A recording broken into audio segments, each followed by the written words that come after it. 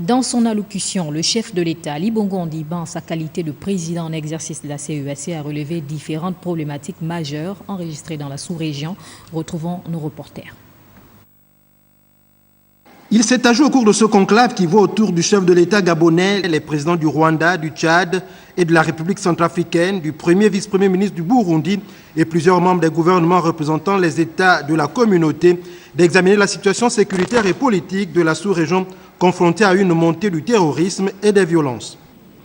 Ces défis, convient-il de le rappeler, sont, sans vouloir être exhaustifs, terrorisme, les exactions des groupes armés et d'autres forces négatives, la circulation déstabilisatrice des armes légères et de petit calibre, l'exploitation illicite des ressources naturelles qui alimentent les conflits armés, les trafics de toute nature.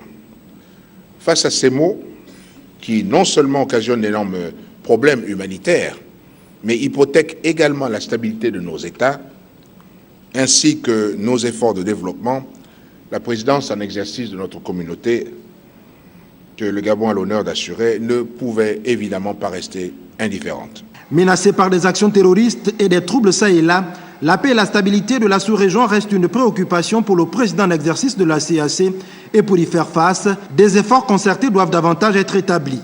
Je demeure convaincu que ces problèmes auxquels nous sommes confrontés ne sont pas insurmontables dans une dynamique d'intégration régionale.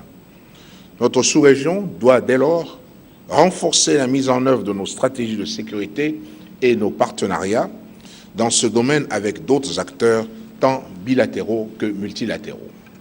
Chaque État est ainsi invité à appliquer les outils et les mécanismes de paix et de sécurité tels que la Convention de Kinshasa sur les armes légères de petit calibre et la stratégie contre-terroriste sous-régionale.